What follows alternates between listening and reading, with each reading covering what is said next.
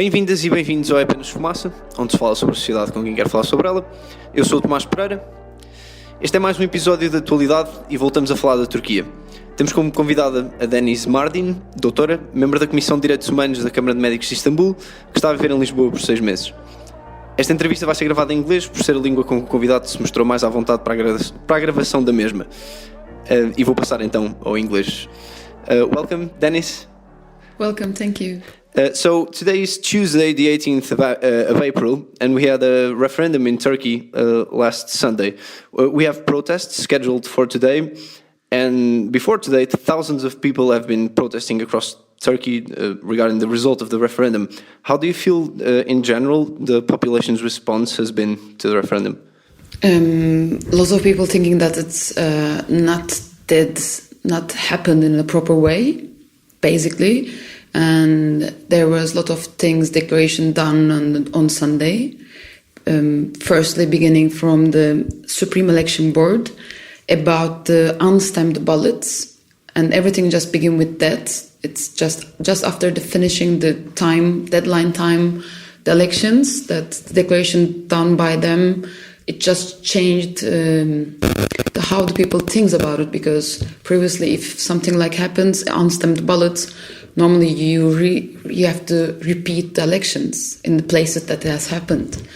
But just trying to cover, and then their declaration about it was they were defending the rights of the people, the citizens, plus the notice about that unstamped ballots they get from the people who are staying in the SEJ, plus some representative of AKP, the party that's in somehow supporting for yes. And it was some suspicious situation, but without any proof, you can't say anything.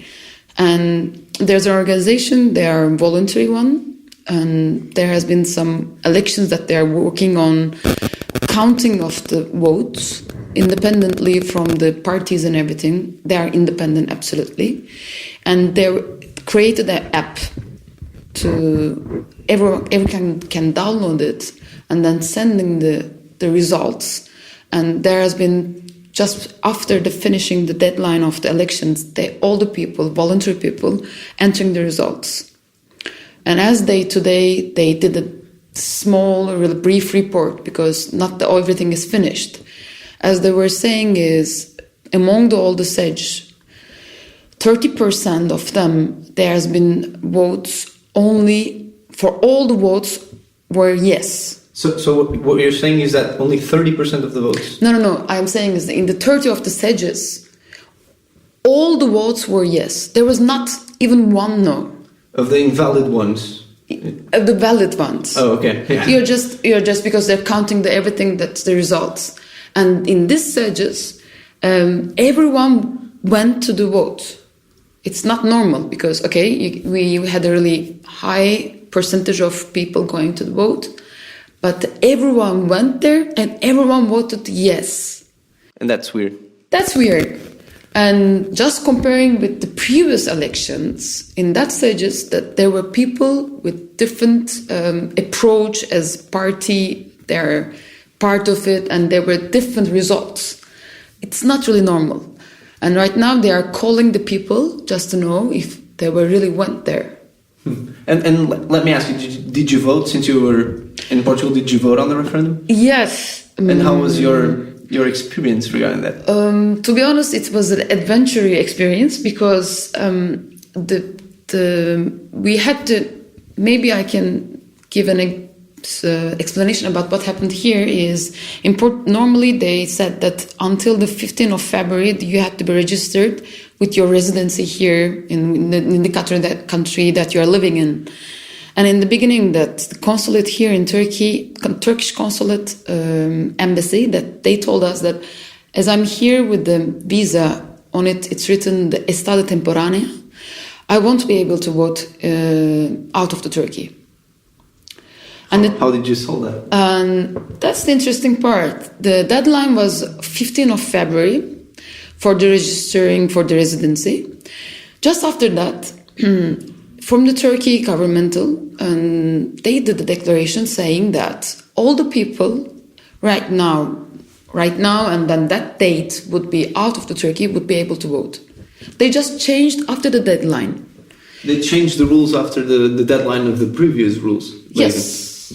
And also let me ask, Turkey has been in a state of emergency since a failed coup attempt last July, if I'm not mistaken. How do you think it affected the referendum, the fact that Turkey is under this state of emergency? To be honest, when you maybe hear from outside, it just sounds literally difficult to understand how does it go in the everyday life. How does it affect the Turkish citizens' everyday life? In somehow it's something not visual, because if you go there you won't see anything, but there's a fear of expressing yourself, even in social media, writing anything, because only with only one tweet you can be arrested. It's just they say it's an emergency situation. Anything bothering, anything threaten the governmental situation for the policeman or the soldier, anything you do against or you write something against the government, you can be arrested. It's just simple. So and you lived in Turkey before the coup. Was it just those psychological factors that you mentioned that changed, or were things different apart from that? Get worse. They got worse in general. Yeah, to be honest, that fear just began when after the elections of the 7 June 2015. Those were general elections? Yeah, general elections. That after that there was a high conflict going on, and the bombs just began with the one after the others, and with the civil people and everything. Just after that, you won't see really big manifestations, for example, after the 10th of October of 2015, because no one would really able to do a call or something like that. That fear just began, but the worst from after the coup. Okay, the journalists were already arrested, a lot of people before the coup too. But after that, they were legitimate to do everything because there was someone against them trying to put down the government. For this reason, everything you say, even I was saying, because a tweet, like you write something against the government, against anyone, against the military or against the ones that they are defending, it can be a reason to arrest you. And regarding the media, especially the mainstream media, and I'm going to talk about media because Turkey is currently the country in the whole world where the most journalists are under arrest, around 158. And since the coup, over 100 media organizations were closed.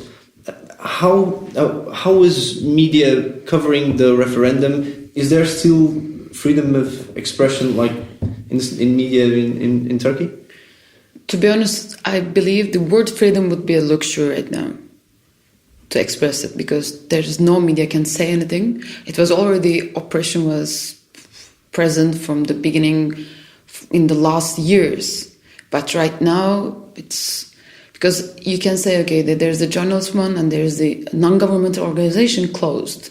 That means that all the citizens' voice, because there are volunteer people working there, they're doing trying to defend the rights of people, and there are many of them closed too. That means that you have to you can't talk, you can't say what you think, you can't defend anything, and it's including the media too. And how has the opposition been reacting to the result of the referendum? Previously to it, leaders of HDP, one of the opposition parties, were arrested, and some of its party members have been in a hunger strike. Apart from that, what other protests are we seeing from the opposition parties? Right now, after the referendum, there are declarations, and just today was the deadline to say something about it was not done in a proper way, and a lot of citizens went to the court to declare and give a written version of it. and many people did it. Just they want to repeat the elections. Not only members of the opposition, like no, citizens. Any citizen. Lots of citizens went today. And plus the opposition's they are trying to, but the words just contrary to words. You have to have proofs, and it's not really easy. They're just trying to, firstly the declaration of the Supreme Court of Elections, just something scandalous. What was the declaration? When they did with the unstamped ballots would be accepted, and comparing that, they were saying that they have heard about some unstamped ballots. They were coming up when they were counting the votes, but not before, when the stage was closed, when they were just trying to count them. And there were some unstamped ones, and they would be accepted as valid. That's the first time happened. And normally, illegal. In somehow illegal, because in their law it said that, and because I've been present in the previous 2 general elections in the SEJ as a representative, and we know the laws and everything. How does it work? And when there's an unstamped one, it's not valid. You just exclude it. It's not possible. And there is already suspicious thing begin with the counting time. And then there's other things. The count was really quick. That's absolutely, because I remember the 7th of June. I was there, and I've been in the 1st of November. How much time did for the general elections the voting count take?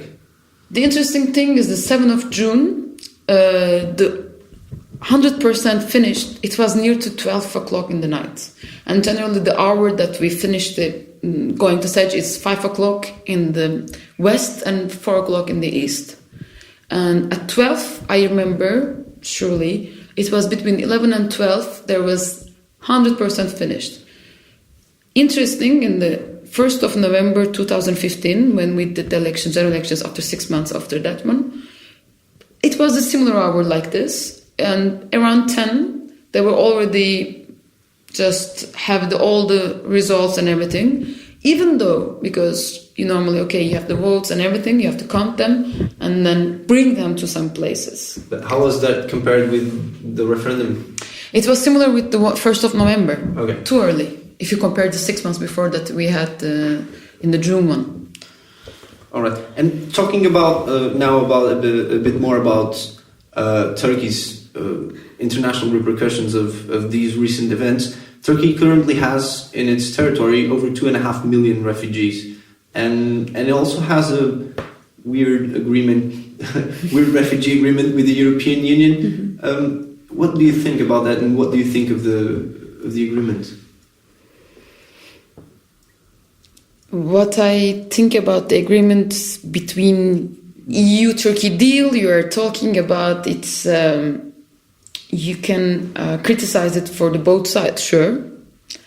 And to be honest, I won't say anything. I'm trying to be neutral, and I can say that everything done for the refugees right now in Turkey, it's comparing to other countries, it's really much with the numbers if you think about. I'm doing a research about it, and I know that by the law, by the legislations they put on, the access to health it's free. But I mean free, it's not you pay some taxes or you have to pay in the hospital. It's free and free. And we are talking about it was like last count, like 2,750,000 people. And that was everything free in the camps and everything. But that doesn't mean the quality, it was the top, because there was no translators and they don't really care about the translators. I can, independent from the reason that they did it, they did a lot. But if I focus on the reason, it's all politics.